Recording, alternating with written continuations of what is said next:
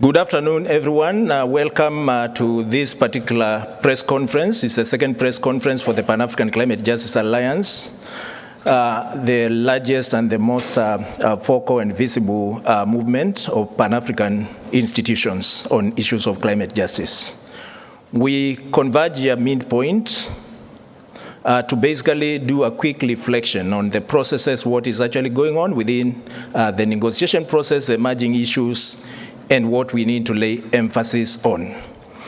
We have a brief statement to guide the process. We will walk through that particular statement, and once we are done with that statement, we'll have quick comments from across the panelists, and then we'll have a brief interaction from the floor. So that is the order of the process, and without much ado, I'll invite Memory Kachabwa, who is the Executive Director of FEMNET, to walk us through the statement. Thanks. Thank you, Philip, and welcome everyone. Thank you so much for showing up and for coming to this press conference. As we are having this press conference, we are saying that COP28 negotiations are off track. Today, I'm wearing blue in solidarity with our other colleagues of the loss and damage victims and the loss and damage impact that is on the continent. But I also want to recognize that as we are saying this statement as African civil society under PACJA, we are also here representing the Non-State Actors Committee, which was constituted prior to the Africa Climate Summit. Together with other partners as well from the African Activists for Climate Justice, including our youth, our women, our indigenous communities, we want to underscore that our unwavering commitment to address the urgent climate challenges faced by Africa and the global community.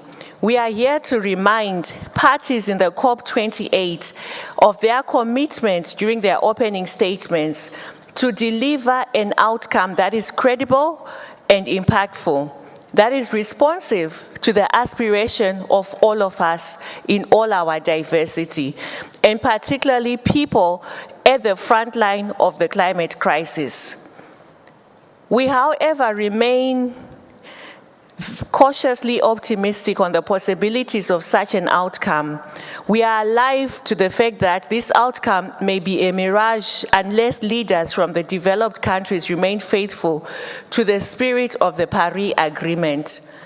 The negotiations so far have been frustrating, to say the least, particularly in securing progressive decisions on the global goal on adaptation, as well as its means of implementation. As COP28 progresses, we are disappointed by the slow progress in the adoption of decisions that are progressive and of more relevant significance to Africa. We have seen a lot of delay tactics for those that have been following. We have seen a lot of deviation from what is important. We reiterate that negotiations on adaptation remain pivotal in building Africa and indeed the world's resilience on climate change, and this is not on track.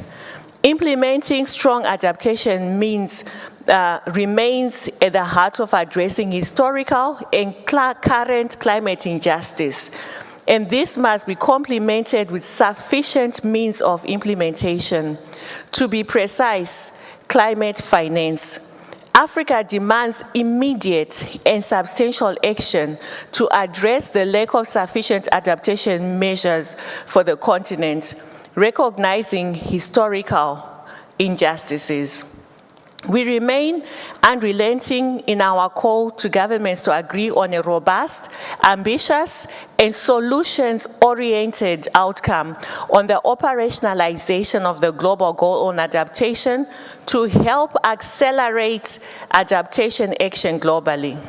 The global goal on adaptation framework should be complete with metrics and indicators on measuring progress towards implementation of this goal. We want accountability. We further call for COP28 decision that looks at adaptation finance beyond the narrative of doubling and agree that there is no baseline of that doubling. We haven't seen anything. In this regard, we need to see the discussions moving towards more than doubling adaptation finance with time-bound roadmap consistent with the needs and urgency of the adaptation response measures as highlighted in the Adaptation Gap Report. More importantly, we underscore the central role of agriculture in advancing adaptation imperative for climate vulnerable people of Africa. Dishearteningly, the perpetual workshop mode in discussions on agriculture do not give hope to climate-stricken farmers in Africa, and this should not be the message we should relay back home. Whereas everyone wants to celebrate the adaptation of the Loss and Damage Transition Committee and announcement by parties of their pledges, we once again wish to state that our celebrations will only be possible when this money reaches the communities we represent here. We have seen such excitement before, and they've ended in tears, just pledges. It's all words, no action. We also want to see more pledges, as the amount being thrown into the basket cannot even address the needs of an African country. We are hearing that this is peanuts. We are hearing that it's just like a small mosquito. We call on parties to UNFCCC to put tighter measures that secure sustained commitments to funding loss and damage beyond the charitable actions seen at the opening of COP28. The process of putting protocols and procedures need to make the Loss and Damage Fund functional must also be fast-tracked. 4 years is such a long waiting time for frontline communities, battling with challenges emanating from catastrophic disasters, emanating from climate change, dying each and every day. We insist that funding for loss and damage should be additional and incremental to existing streams of climate finance and also as ODA. Intelligence obtained by PACJA so far indicate rich and developed countries are merely repackaging existing climate and or ODA funding commitments to demonstrate their philanthropy. It's old money. There is nothing new that we are seeing. The deceit that characterizes these commitments must be addressed once and for all. We are further keen to see new and additional measures secured in this COP to secure transparency at global level in securing pledges. The global stocktake cannot be a mere ritual.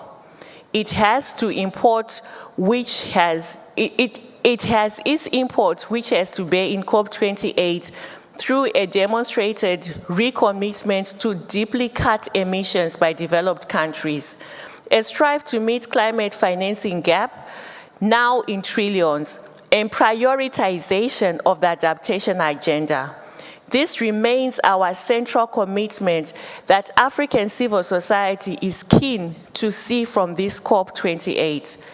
The special needs and circumstances that underpin the context of Africa as a continent and secured in the Paris Agreement must remain a guiding principle across the negotiation streams. As COP28 enters its home stretch, we remain steadfast in advocating for a just and equitable global response to the climate crisis. We urge all parties to prioritize vulnerable populations, demonstrate genuine commitment to climate justice, just transition, and collaborate for a sustainable future. We are very much concerned that we need to keep pushing for our voice from the Africa civil society to be heard. Thank you.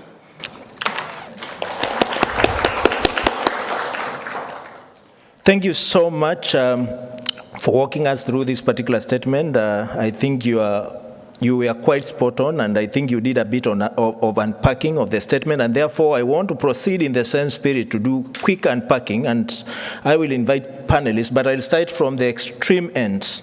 Lucky, how does this reflect for young people and across in the adaptation strand that you're actually following? Thanks. Thank you very much, Philip, and thank you, colleagues, for reading the press statement. Of course, for young people as well, if you notice, starting from the COP in itself, it's been difficult to even get young people to COP28, and that for us already is a challenge. And following on conversations around the global stocktake, which is also one of the areas where young people have also decided to look at how impactful commitment has been. There are a couple of disagreements, especially when it comes to toolkit to measure how far commitment has been from, especially the global north. This toolkit is still domiciled within the influence of government without mention of young people. For us, that's already a problem, and we are still meeting to see, knowing fully well also that this year we also did not have the opportunity to have negotiations on youth. It's also a challenge, and just like the statement read, COP28 is already off track, and we as young people feel the theme of ACT, Unite and Deliver is really not delivering for young people, and this is also a challenge where we need to look back, holding on to the issue of climate justice as well, bringing young people to the table. Also, we also feel as young people that the conversation has been more of unilateral instead of multilateral conversations, and it's a source of concern for us as young people. We hope that before the end of the second week, we can also exert more pressure as young people to see if we can get 1 or 2 wins before returning back to our various countries. Thank you. Thank you so much, Lucky, and those observations are quite spot on. I want to move quickly to Mother. Are we seeing the money? That's a question that I just want to ask you. Thanks. Yeah, I don't think so. The fundamental problem is there is inflated claims by donors that they are pledging this, they are pledging that, but there is no accountability, there is no transparency. We are seeing them getting away by polluting and not paying. What else? Are we talking about fresh money? Are we talking about additional money? We know that aid money is going to be diverted, that is for sure. If not, there were pledges before that were made that will be now part of the pledge that are being made here. So there is no additional money, there is no fresh money. I don't think so personally. That is one. The second question is, are the pledges enough? For instance, if you look at the Adaptation Fund, the target was 300 million by 2023. Now the pledges have reached only 56%. That is slightly more than half. So are they meeting needs, and are they coming in, are they flowing? Number 3, you need to also ask, these are just promises. These are just commitments. These are pledges, are they coming? I will give you a figure from Japan. In 2017, they reported that they are providing 6.1 billion in concessional funds for climate action. 4 years down the line, only 1.3 billion was released. What that means, if they continue at that rate, it will take Japan to fully disperse after 2 decades. Okay? So it's something to promise you, and it's another to fulfill those promises. What else? We need to also be distinguishing the type of instruments we are talking about. Is it in grants or is it in loans? Because we are now having climate debt. If you look at projects from the UK, 83% of climate financing is in grants, compared to Japan's, which is only 5%. So what Japan provides is usually concessional loans. Whether it's concessional or not, you will end up paying for it. So we need to focus on the grant element of it. I also want to speak about the governance issue. We are setting up loss and damage fund, and that mechanism, how is it going to be different when we know that the global financial system is already rigged against us, to quote President Ruto, for instance? The IMF, it's the Europeans, the World Bank, it's the Americans that are deciding, who is going to be in that position. So the governance issue is another element. Now, I have spoken about inflated claims, but I also want to raise just a couple of issues. If you can be brief, Yes, just in 1 minute. Just 1 minute. The problem is, you see, they are talking about, we have already made, by 2022, we have already made the 100 billion, okay? Because no one is asking the right question. All we are asking them is this climate finance? And they tell us yes. Because what we should have asked actually was, to what extent has this project been assessed to meet climate impact or to bring climate impact? So they are answering that question with a yes, and they are getting out of it. I'll give you one figure and I stop. Recently, we did an assessment as development initiatives, and we were looking at all projects by the World Bank and the FCDO. While by the FCDO, we found that 1 in 50 projects are wrongly tagged. They say 1 in 50 is climate, which is wrong. We found that 1 in 5 World Bank projects are wrongly tagged as climate finance. So these are the things that we need to watch out for. Thank you, Chair. Thank you so much for those inputs, much appreciated. I want to donate 3 minutes only to the floor. So it must be a question or a comment, brief, under 30 seconds. If I can have the mic, any comment, any input from the floor. Going once, going twice, one at that end. It must be a sharp question.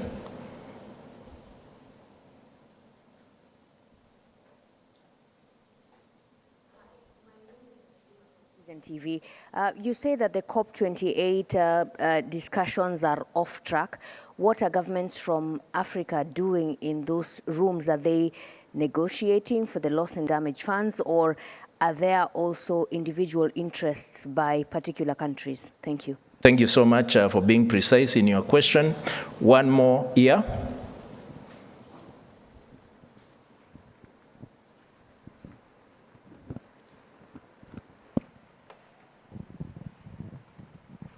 Yes, thank you very much. I just have a question on the Just Transition Working Program, and I would like to hear your sentiments of its lack of having labor-intensive policies within the Just Transition element. Thank you. Thank you so much. Final one at this point. Final question at this point. Thanks. Okay, I think I can project loud enough. No, it needs to be recorded. Yeah. Okay, my name is Agnes Solo from Citizen TV. My question is, so far so good. The negotiations are ongoing, and I'm sure they are at a certain stage. As at now, do we have some funds which have been released? I mean, the funds which were promised previously, and in the declarations that I am seeing, a number of them I'm seeing just maybe less than 5 African countries present. I mean, what is happening? Is there like a political play that perhaps making some African countries to boycott signing some of these declarations? Thank you.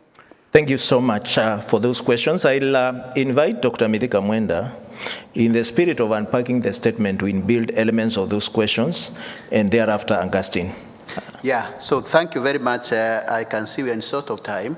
So I'll start by, as I respond to the questions, I want to really question whether this conference is living to its spirit. Act, unite, and deliver. So you can act, you can unite on the wrong direction. So that's one.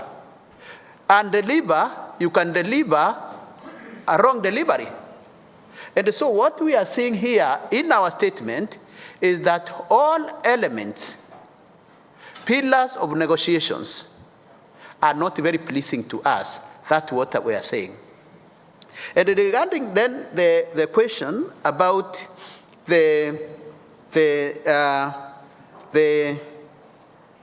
what has been asked about whether we believe that this is moving the right direction, I think our statement is very clear that we are becoming impatient. This is just and negotiations, which for the first time, and we expressed this dissatisfaction, looking at even the disheartening comments by the chair that there is even no science to prove, to take us through that renewables are the options.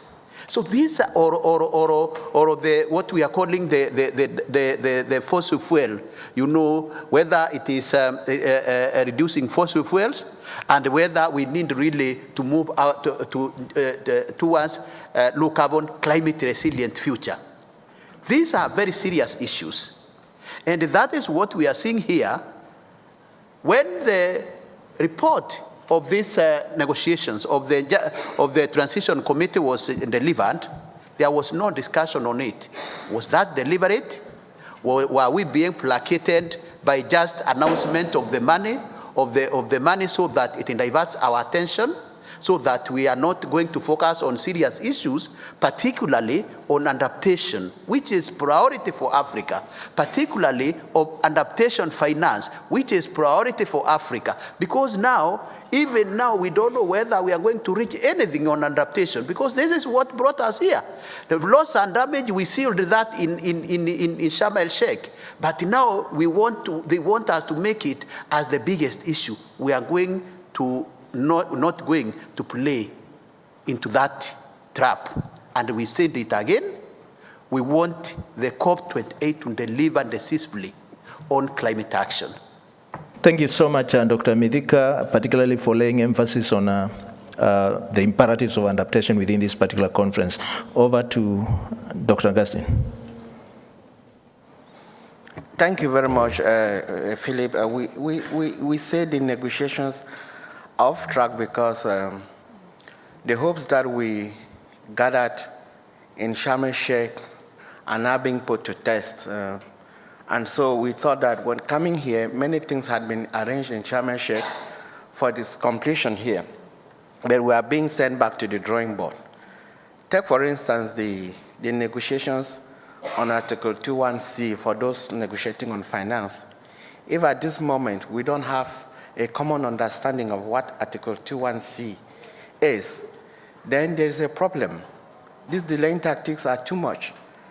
Okay, in Sharm el-Sheikh, there was this dialogue that was said by the COP presidency to read Article 21C in tandem with Article 9 of the Paris Agreement. You cannot have it as a standalone, because when you have it as a standalone article, without looking at Article 2.2 that talks about CBDR, then you are bringing in the top-down imposition.